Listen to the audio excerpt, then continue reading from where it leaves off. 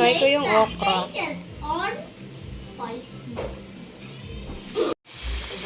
Hello mga ka-cherries. Welcome back to my mini cooking vlog. For today's video, magluluto ako ng ulo ng tuna.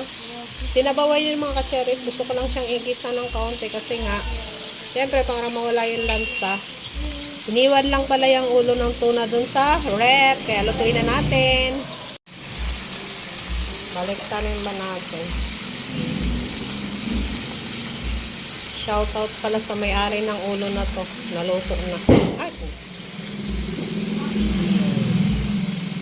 Merry Christmas. Laki ng ice.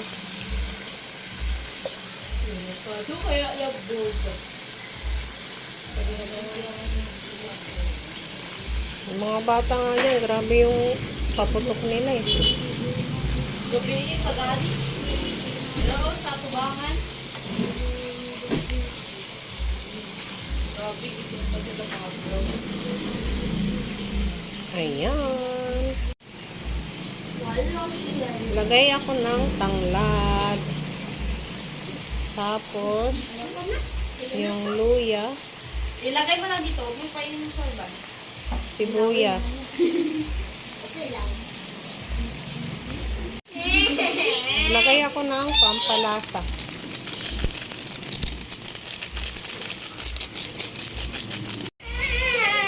Lagay ako ng asin. Alis ka dyan. Para hindi ka maka... Lagay akong sili. Spicy yan, ma. Spicy daw.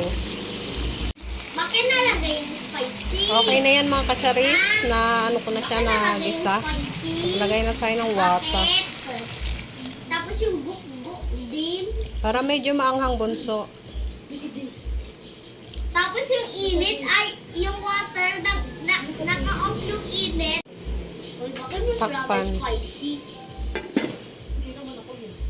Lagay ko na yung ating pechay. O pechay. Charot. Grabe yung mga paputok mga kacharis. Kung mahilig kang magkape, ako, palagi kang mapapa... Alam nyo na eh. Ay! Di ba? Fireworks time! Nakailang sigaw na ako mga kacharis. Charong. Kape pa more. Amor! Takpan at hintayin medyo maluto yung ating pechay. Lagay na ako ng sinigang mix. Kaunti lang kasi kaunti lang naman to. Huwag natin ilahat baka sobrang asim. Ayoko masyadong maasim. Yan. So yummy na.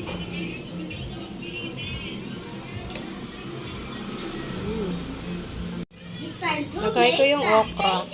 Or spicy.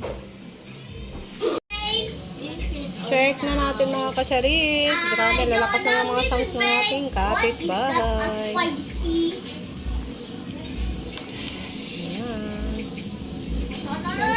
Taste. Sarap.